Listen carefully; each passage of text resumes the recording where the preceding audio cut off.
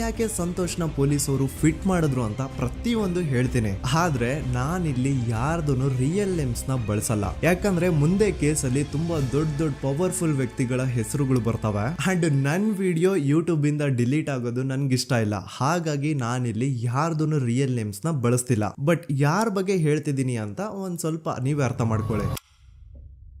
ನೋಡಿ, ಧರ್ಮಸ್ಥಳದಲ್ಲಿ mafia kind of ನಡೆಸ್ತಿರುವಂತಹ ಒಂದು ವೆರಿ ಪವರ್ಫುಲ್ ಗೌಡ್ರು ಕುಟುಂಬ ಇದೆ. ಇವ್ರ ಹತ್ರ ಬೇಜನ್ ಆಸ್ತಿ, ಬೇಜನ್ ದುಡ್ಡು, ಬೇಜನ್ ಪವರ್, ಬೇಜನ್ ಇನ್ಫ್ಲೂಯೆನ್ಸ್ ಎಲ್ಲಾನು ಇದೆ. ಆ ಊರಲ್ಲಿ ಈ ಗೌಡ್ರು ಕುಟುಂಬದ್ದು ಎಷ್ಟೊಂದು ಕಂಟ್ರೋಲ್ ಇದೆ ಅಂತಂದ್ರೆ ಅವ್ರನ್ನ ಎದುರು ಹಾಕೊಳ್ಳೋರೆ ಯಾರು ಇಲ್ಲ. ಅಂಡ್ ಈ ಒಂದು ಗೌಡ್ರು ಕುಟುಂಬ ಒಂದು ಪ್ರೈವೇಟ್ ಟ್ರಸ್ಟ್ ಹೆಸರಲ್ಲಿ ಒಂದು ವೆರಿ ಪಾಪ್ಯುಲರ್ ದೇವಸ್ಥಾನನ ಸುಮಾರು ವರ್ಷಗಳಿಂದ ತಲೆ ಮಾರುಗಳಿಂದನೂ ನಡ್ಸ್ಕೊಂಡ್ ಬಂದಿರ್ತಾರ. ಅದೇ ಒಂದು ದೇವಸ್ಥಾನದಲ್ಲಿ 60 ವರ್ಷ ವಯಸ್ಸಾಗಿರುವಂತಹ ನಾರಾಯಣ ಅನ್ನೋ ಒಬ್ಬ ವ್ಯಕ್ತಿ ಮಾವುತನಾಗಿ ಕೆಲಸ ಮಾಡ್ತಿರ್ತಾನೆ. ನಾರಾಯಣ ಅವ್ರ ತಂದೆನೂ ಅದೇ ದೇವಸ್ಥಾನದಲ್ಲಿ ಮಾವುತಾಗಿ ಕೆಲಸ ಮಾಡ್ತಾ ಇದ್ರು. ಅವ್ರ ತಂದೆನೂ ಅದೇ ದೇವಸ್ಥಾನದಲ್ಲಿ ಮಾವುತಾಗಿ ಕೆಲಸ ಮಾಡ್ತಾ ಇದ್ರು. ಸೊ ಹೀಗೆ ತಲೆ ಮಾರುಗಳಿಂದ ಮಾವುತ ಆಗಿನೇ ನಾರಾಯಣನ ಕುಟುಂಬ ಆ ಒಂದು ದೇವಸ್ಥಾನದಲ್ಲಿ ಕೆಲಸ ಮಾಡ್ತಾ ಇರುತ್ತೆ. ಸೊ ಒಮ್ಮೆ ತುಂಬಾ ವರ್ಷಗಳ ಹಿಂದೆ ನಾರಾಯಣ ಅವ್ರ ತಂದೆ ಆ ದೇವಸ್ಥಾನದಲ್ಲಿ ಮಾವುತಾಗಿ ಕೆಲಸ ಮಾಡ್ತಾ ಇರ್ಬೇಕಾದ್ರೆ ಆಗಿನ ದೇವಸ್ಥಾನದ ಧರ್ಮಾಧಿಕಾರಿ ಆ ಮಾವುತನ ಕೆಲ್ಸದ ಮೇಲೆ ಇರುವಂತಹ ನಿಷ್ಠೆ, ಅವನ ನಿಯತ್ತು ಅಂಡ್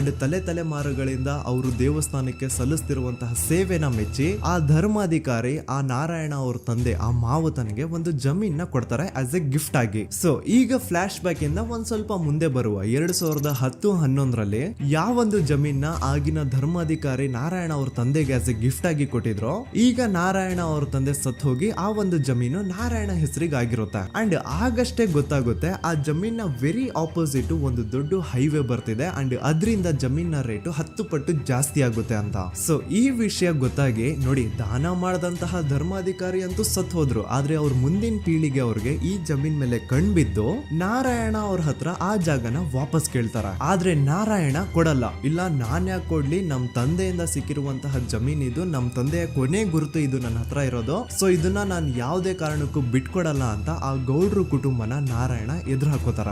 ಆಗ ಗೌಡ್ರು ಕುಟುಂಬದವ್ರಿಗೆ ಕೋಪ ಬಂದು ಅವ್ರೇನ್ ಮಾಡ್ತಾರೆ ಅಂದ್ರೆ ನಾರಾಯಣ ಮನೆಗೆ ನೀರಿನ ಸಪ್ಲೈ ಇರುತ್ತಲ್ವಾ, ಅದನ್ನ ಬಂದ್ ಮಾಡ್ತಾರ. ಎಲೆಕ್ಟ್ರಿಸಿಟಿ ಸಪ್ಲೈನು ಕಟ್ ಆಫ್ ಮಾಡ್ತಾರ. ಊರಲ್ಲಿರುವಂತಹ ಎಲ್ಲಾ ಚರಂಡಿಗಳನ್ನ ಕ್ಲೀನ್ ಮಾಡಿ ಆ ಕಸ ಏನಿರುತ್ತೋ ಅದನ್ನ ತಂದು ನಾರಾಯಣ ಮನೆ ಮುಂದೆ ಹಾಕ್ತಾರ. ಇಷ್ಟೇ ಅಲ್ಲ, ನಾರಾಯಣ ಅವ್ರ ಹೆಂಡತಿ ಮಕ್ಕಳು ಎಲ್ಲಾದ್ರೂ ಆಚೆ ಹೋಗ್ತಾ ಬರ್ತಾ ಇದ್ರೆ ಅವ್ರನ್ನ ಕೆಟ್ಟದಾಗ ಬೈಯೋದು, ಹೊಡ್ಕೊಳ್ಳೋದು, ಬಡ್ಕೊಳ್ಳೋದೆಲ್ಲ ಮಾಡ್ತಿರ್ತಾರ. ಇಷ್ಟೆಲ್ಲ ಆಗ್ತಾ ಇದ್ರು ಸ್ಟಿಲ್ ನಾರಾಯಣ ಮಾತ್ರ ಆ ಜಾಗನ ಬಿಟ್ಕೊಡಲ್ಲ. ಆ ಜಾಗದ್ಗೋಸ್ಕರ ನೀನ್ ಬೇಕಿದ್ರೆ ಇದನ್ನೆಲ್ಲ ಸಹಿಸ್ಕೊಂಡಿರಪ್ಪ, ನಮ್ ಕೈಲಂತೂ ಆಗಲ್ಲ ಅಂತ ನಾರಾಯಣನ ಹೆಂಡತಿ ಮಕ್ಕಳು ಅವನ್ನ ಬಿಟ್ಟು ಬೇರೆ ಊರಿಗೆ ಹೋಗ್ಬಿಡ್ತಾರ. ಈಗ ಮನೆಯಲ್ಲಿ ನಾರಾಯಣ ಅಂಡ್ 45 ವರ್ಷ ವಯಸ್ಸಿರುವಂತಹ ನಾರಾಯಣ ಅವ್ರ ತಂಗಿ ಯಮುನಾ ಅವ್ರು ಮಾತ್ರ ಇಬ್ರೇ ಇರ್ತಾ ಇದ್ರು.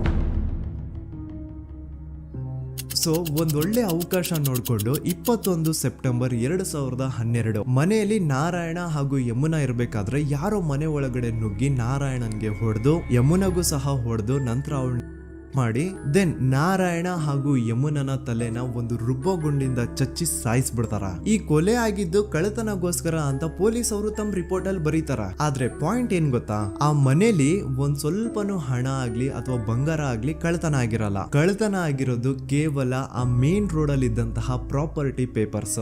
ಎಂತ ಕೋಇನ್ಸಿಡೆನ್ಸ್ ನೋಡಿ, ಯಾವ ಒಂದು ಜಮೀನಿನ ಪತ್ರ ನಾರಾಯಣ ಮನೆಯಿಂದ ಕಳ್ಳತನ ಆಗಿದ್ವೋ ಅದೇ ಒಂದು ಜಮೀನಲ್ಲಿ 10 ವರ್ಷ ಆದ ನಂತರ ಒಂದು ದೊಡ್ಡ ಹೋಟೆಲ್ ಸ್ಥಾಪನೆ ಆಗುತ್ತೆ ಅಂಡ್ ಆ ಹೋಟೆಲ್ ನ ಇನಾಗ್ರೇಷನ್ ಗೆ ಚಿಕ್ಕ ಗೌಡ್ರು ಬರ್ತಾರ. ಸೊ ಈಗೇನು ನಾರಾಯಣ ಹಾಗೂ ಯಮುನನ ಕೊಲೆ ಆಗಿದ್ಯೋ ಇದಾಗಿದ್ದು 20 ದಿನ ಆದ್ಮೇಲೆ ಸೌಜನ್ಯ ಜೊತೆ ಅಂತ ನಿರ್ದಯ ಘಟನೆ ಆಗಿದ್ದು. ಸೊ ಪೊಲೀಸ್ ಅವರು ಸೌಜನ್ಯ ಕೇಸಲ್ಲಿ ಸಂತೋಷ್ ರಾವ್ನ ಫಿಟ್ ಮಾಡೋದಲ್ದೆ ಈ ಒಂದು ನಾರಾಯಣ ಹಾಗೂ ಯಮುನಾ ಕೇಸಲ್ಲೂ ಸಹ ಸಂತೋಷ್ ರಾವ್ನೆ ಫಿಟ್ ಮಾಡಿರ್ತಾರ. ಇಲ್ಲಿ ಡೇಟ್ಸ್ ನ ಸ್ವಲ್ಪ ನೆನ್ಪಿಟ್ಕೊಳ್ಳಿ. ನಾರಾಯಣ ಹಾಗೂ ಯಮುನನ ಕೊಲೆ ಆಗಿದ್ದು 21 ಸೆಪ್ಟೆಂಬರ್ 2012 ಅಂಡ್ ಸಂತೋಷ್ ರಾವ್ ಧರ್ಮಸ್ಥಳಕ್ಕೆ ಬಂದಿದ್ದು 9 ಅಕ್ಟೋಬರ್ 2012, 20 ದಿನ ಆದ್ಮೇಲೆ. ಸೊ ನಾರಾಯಣ ಹಾಗೂ ಯಮುನನ ಕೊಲೆ ಆದಾಗ ಊರಲ್ಲೇ ಇಲ್ದೆ ಎಲ್ಲೋ ಶೃಂಗೇರಿಯಲ್ಲಿ ಯಾವುದೋ ಒಂದು ಹೋಟೆಲ್ ಅಲ್ಲಿ ಕೆಲಸ ಮಾಡ್ತಿದ್ದಂತಹ ಸಂತೋಷ್ ರಾವ್ ಹೇಗೆ ಈ ಒಂದು ಕೇಸಲ್ಲಿ ಆರೋಪಿ ಆಗ್ತಾನೆ? ಸೊ ಇದೇ ಒಂದು ಪಾಯಿಂಟ್ ನ ನೋಟಿಸ್ ಮಾಡಿ ಗಿರೀಶ್ ಮುಟ್ಟಣ್ಣನವರು ಧರ್ಮಸ್ಥಳಕ್ಕೆ ಬಂದು ಸಂತೋಷ್ ನ ಲಾಯರ್ ಜೊತೆ ಡಿಸ್ಕಸ್ ಮಾಡ್ತಾರ.